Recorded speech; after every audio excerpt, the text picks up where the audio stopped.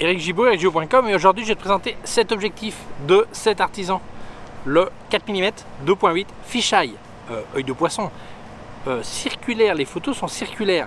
Alors ça c'est la version pour micro 4 tiers, mais il existe aussi pour APS-C. Donc je vais te parler de tout ça.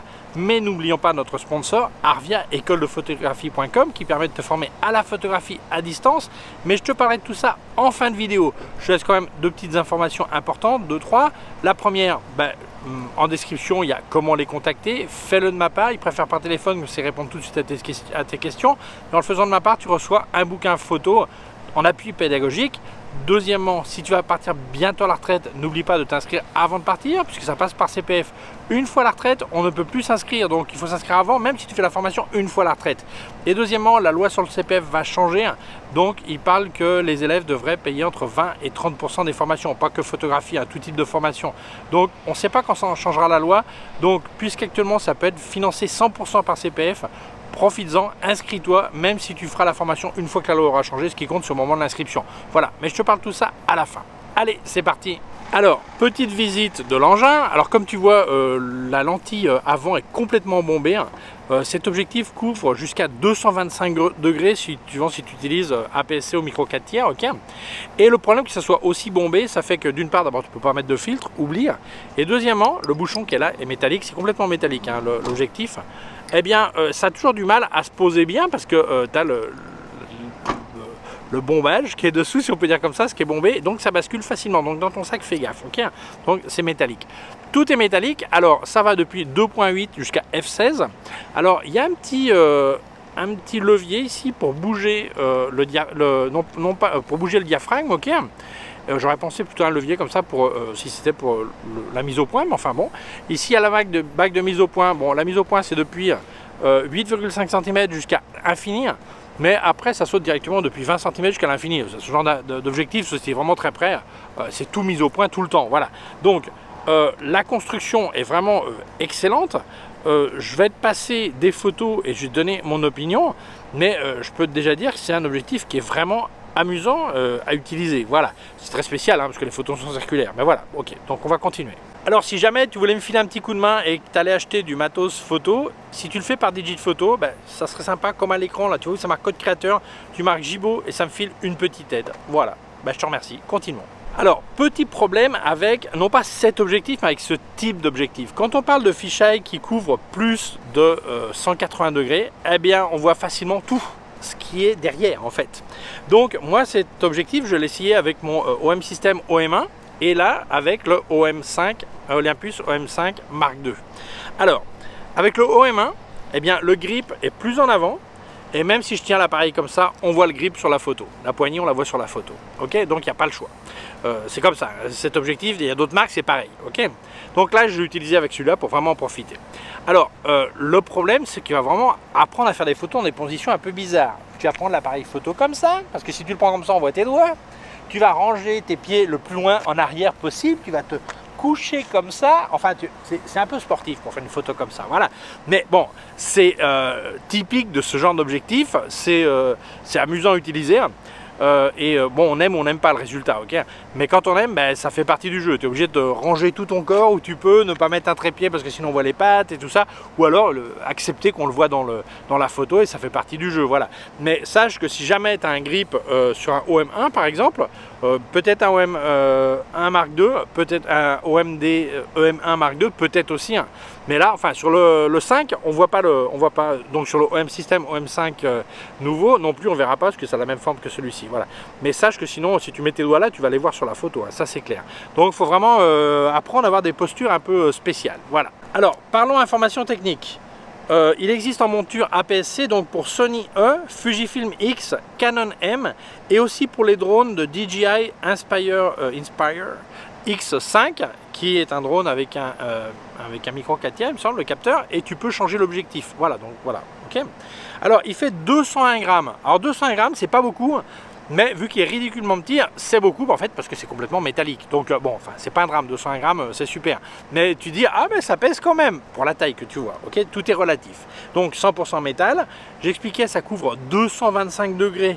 Donc 225 degrés, ça veut dire qu'en fait si tu veux faire une photo 360 degrés circulaire avec deux photos que tu fusionnes ensuite, ben, tu peux faire un 360. Moi je te conseille de faire 3 photos plutôt que ça entrecouvre bien, et après ben, tu vas faire ta photo complètement circulaire. Après tu peux la mettre à plat. Enfin bon, ceux qui aiment faire du 360 degrés, j'ai rien à leur expliquer, ils ont tout compris tout de suite. Voilà. Deuxièmement, la distance minimum de mise au point de 0,85 de 8,5 cm, mais en fait tu vas te rendre compte que l'histoire de la mise au point c'est simple et c'est compliqué en fait. Parce qu'en fait, un super grand angle est très vite mis au point, ils disent depuis 20 cm d'ailleurs. Mais tu vas te rendre compte qu'il existe quand même un endroit de mise au point. Donc quand je fais une photo, il peut y avoir des éléments qui sont à quelques centimètres de l'objectif et d'autres qui sont très loin. Donc c'est compliqué d'avoir tout mis au point. Donc ça aura quand même l'aspect de mise au point, mais quand tu agrandis la photo, tu te rends compte que ben non, il y a des zones qui ne sont pas complètement nettes. Et c'est pas un problème d'objectif, c'est un problème de physique et de distance. Donc moi je te conseille de l'utiliser plutôt à 5.6 ou à f8. Et là, tu as vraiment tout mis au point, voilà, pratiquement, voilà, sans problème.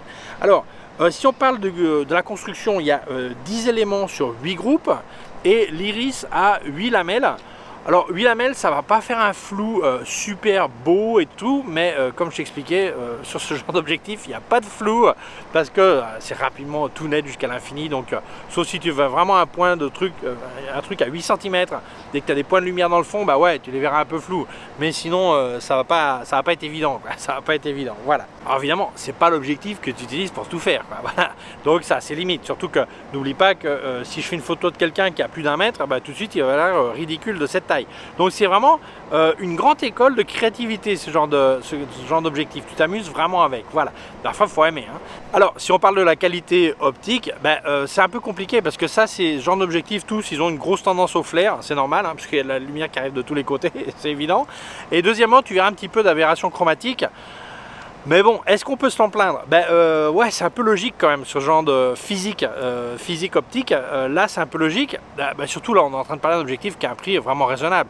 Si tu payais 4-5 fois plus, ben, peut-être que tu dirais ah ouais, mais même là, tu serais sûrement déçu, parce que tu dirais ah ben même en payant plus, il y a quand même du flair. Ben ouais, c'est une question de physique, quoi. Là, il n'y a pas trop le choix, en fait. Voilà. Donc moi, je pense que la relation résultat optique prix, ben ouais, ça reste logique, quoi. Ça me semble tout à fait correct. Alors, faut pas oublier aussi que exposer avec ce genre d'optique, c'est assez compliqué, surtout en extérieur, parce que là, je vais avoir le sol qui va être sombre, les nuages qui sont complètement blancs et l'objectif, il va tout voir. Donc, que ton capteur arrive à exposer correctement le tout, ben, c'est assez compliqué. Donc, bon, ça fait partie du jeu, en fait, je dirais. Choisir ben, quelles sont les zones importantes et tout ça. Alors, évidemment, c'est un intérieur, ça peut être différent. Voilà.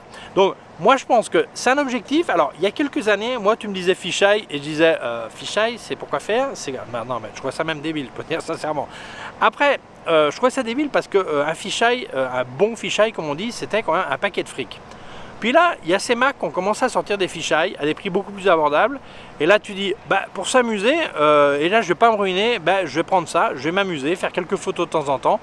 Ça peut être mettre ton appareil photo avec le retardateur dans ton frigo et tu ouvres le frigo et tu te fais une photo. Ah, ça peut être aussi en film, ok, en vidéo. Moi, je parle de photo, mais tu peux faire l'utiliser en vidéo si tu veux aussi. Hein.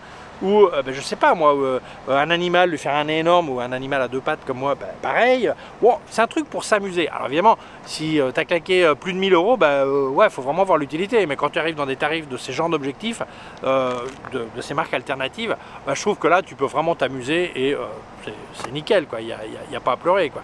Voilà, donc moi, c'est un truc qui me semble complètement recommandable. Donc si ça t'intéresse, je te laisse un lien en description d'où est-ce que tu peux l'acheter. Alors merci beaucoup à cet artisan de m'avoir envoyé l'objectif. Ils m'ont aussi envoyé un autre de cinéma que je vais présenter bientôt. Donc ben, vraiment cool de leur part, voilà. Et j'espère qu'ils enverront d'autres trucs encore. Alors, n'oublions pas notre sponsor Arvia, écoledefotographie.com, qui te permet de te former à la photographie à distance. Alors, important, c'est une formation qui est par CPF. Alors, je veux éclaircir, parce qu'il y a des gens qui n'ont pas forcément compris dans quel sens je le disais. Le CPF, ce n'est pas gratuit. Mais ça peut financer jusqu'à 100% de ta formation. Donc ben, le résultat, c'est dans certains cas, ça pourrait se dire gratuit, mais légalement, on ne peut pas dire que c'est gratuit. Voilà. Donc pour beaucoup, ça leur coûtera 0. Voilà. Pourquoi? Parce qu'en fait, ils ont déjà mis cet argent dans une cagnotte en travaillant chaque année. Ils ont une quantité qui va dans une cagnotte et un jour, ils décident d'utiliser la cagnotte pour pouvoir se former. Alors, les formations qui existent, eh bien, tout simple. Ils ont 4 formations qui va depuis devenir amateur averti jusqu'à pro avec un bac pro. Ça dure de 8 à 12 mois suivant les formations que tu choisis. Et tu vas passer 10-12 heures par semaine. Hein. Bon, certains passent 8, certains passent 15, ok. Et ça va te permettre de devenir un meilleur photographe avec des connaissances plus importantes. Et important, ce sont des professeurs diplômés qui vont te corriger. Voilà. Donc moi je te conseille de les contacter en description, les informations, je te conseille de les appeler par téléphone, comme ça ils répondent directement à tes questions. Et important, si tu veux partir bientôt à la retraite, inscris-toi avant de partir, parce que le CPF c'est seulement pendant qu'on est actif. Une fois à la retraite, tu peux faire la formation, mais il fallait t'inscrire avant de partir. Et la même chose, la loi sur le CPF va changer.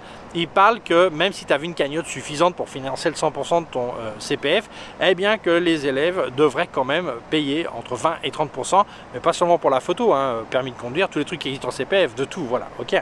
Donc moi je te conseille de t'inscrire avant. Comme ça, tu pourras profiter à 100% de ce que tu avais accumulé pour financer complètement ta formation. Voilà. Alors, quand je parle de revient, je dis toujours un petit truc photo. On va parler d'un truc en relation avec ça, important. Moi, je te conseille, quand tu as ce genre d'objectif, vu que les bouchons, alors tous les fisheye, hein, c'est le bazar, vu que les bouchons ont du mal à tenir, ok, toujours, je te conseille d'avoir du gaffeur, hein, la toile américaine, la toile collante, hein, voilà. Et tu en mets autour dans ton sac et après tu l'enlèves, hein, ça ne laisse même pas de traces, même pas de colle et tout ça. Donc tu mets ça comme ça, tu es tranquille que, puisque ça c'est vraiment pas protégé, tu vois, c'est dans ton sac, pour le rayer, donc si ça saute dans ton sac le bouchon, eh bien tu es sûr que ça va rester dessus, voilà, c'est un truc tout bête. Donc voilà, je te conseille de contacter Arvia de ma part, tu recevras un bouquin en appui pédagogique qui te répondront à toutes tes questions. Donc voilà. Donc merci à toi d'avoir vu la vidéo. Si tu penses qu'elle peut intéresser quelqu'un, je t'invite à la partager sur les réseaux sociaux. Si tu ne l'as pas encore fait, je t'invite à t'abonner à ma chaîne YouTube. Il y a un petit bouton par là et une clochette. Si tu appuies sur la clochette, tu recevras un avis quand je monte une nouvelle vidéo. Mon site web ericgiraud.com/fr pour la version française. Mes cours de photographie en vidéo ericgiraud.com/fr/cours. Si tu as une quelconque question, tu peux laisser un commentaire dessous. Je te laisse aussi des liens de mon matos sur Digiphoto. Alors n'oublie pas, si tu achètes chez eux, là où ça marque lien créateur, code créateur, pardon, tu marques Jibo, comme ça expliqué à l'écran. Ça me file une petite aide et toi ça te coûte pas plus cher. Je te laisse aussi des liens de tout ce que j'ai testé de KF Concept, Sandmark et les Flash Westcott. Et aussi un lien de mon compte PayPal au cas où tu veux faire un don. Prends soin de toi et à très bientôt. Ciao.